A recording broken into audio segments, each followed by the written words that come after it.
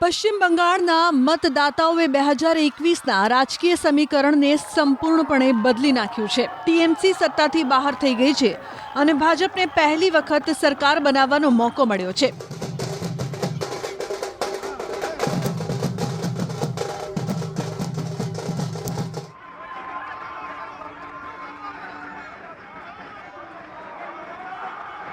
જે નેતાએ 2011માં દાયકાઓ જૂના ગઠબંધન પાસેથી સત્તા છીનવી સરકાર અને રાજકારણને એક જ ધરી પર કેન્દ્રિત કર્યું, એ નેતાની વ્યવસ્થાને 2026માં મતદાતાઓએ નકારી કાઢી છે।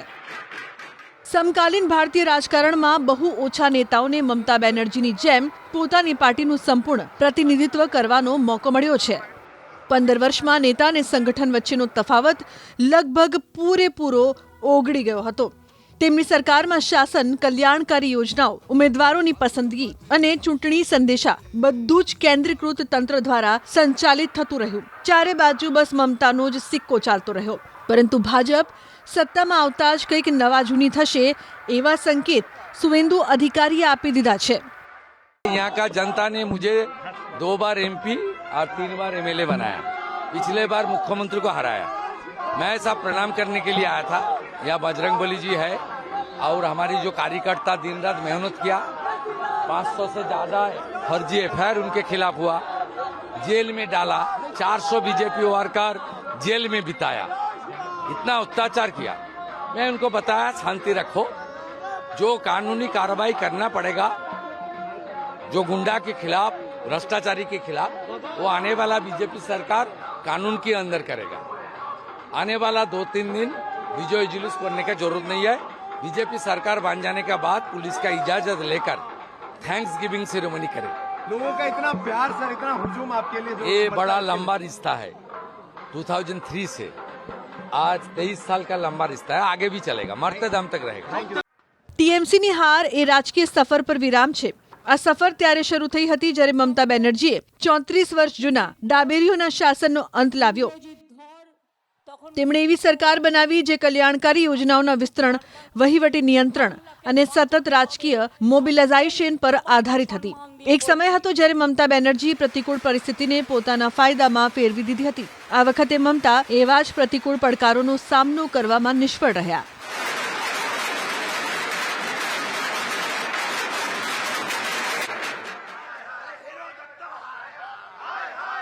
ભ્રષ્ટાચારના આરોપો, ભરતી કૌભાંડ, વહીવટી કમજોરી અને વિરોધ પક્ષના વધતા દબાણે પાર્ટીની ચૂંટણી રણનીતિને નબળી બનાવી। ટીએમસી આરોપ લગાવ્યો કે ચૂંટણી આયોગે એસઆઈઆર દ્વારા લાખો મતદાતાઓના નામ મતદાર યાદીમાંથી કાઢી નાખ્યા, જે પાર્ટીની ચૂંટણી સંભાવનાઓને નુકસાન પહોંચાડવા માટે કરવામાં આવ્યું। સ્પષ્ટ છે કે ચૂંટણીના પરિણામો ટીએમસી માટે મોટો ઝટકો છે।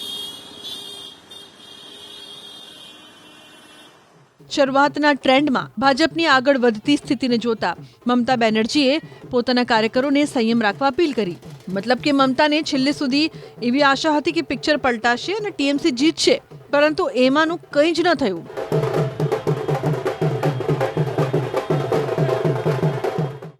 ટીએમસી એક એવી પાર્ટી જેની એકતાનો આધાર લાંબા સમયથી સત્તા નજીક રહેવા પર હતો, પરંતુ હવે મમતા અને તેની પાર્ટી સત્તાથી જોજનો દૂર જઈ ચૂકી છે। હવે સત્તામાંથી ફેંકાયા બાદ તેણે નવી રણનીતિ બનાવવી પડશે। અત્યાર સુધી મમતાએ એકહથ્થું વહીવટી અસર અને કેન્દ્રીકૃત સત્તાના જોરે સંગઠનને એકસાથે બાંધી રાખ્યું હતું। હવે તે નબળું પડવાનું જોખમ છે અને અંદરની તિરાડો બહાર આવી શકે છે। ખતરો માત્ર રાજકીય પતનનો નથી, પણ આંતરિક તૂટફૂટનો પણ છે। તેથી મમતા બેનર્જી સામે પહેલો મોટો પડકાર પોતાની અને પાર્ટીની સ્થિતિ ફરી મજબૂત કરવાનો રહેશે। મમતા બેનર્જીના રાજકીય જીવનમાં નિષ્ફળતાઓ ભાગ્યે જ મળી છે। આ વખતે પણ તેઓને આશા છે કે તે ફરી બેઠા થશે, પરંતુ અગાઉની સ્થિતિ અને હાલની સ્થિતિમાં જમીન આસમાનનો ફરક છે।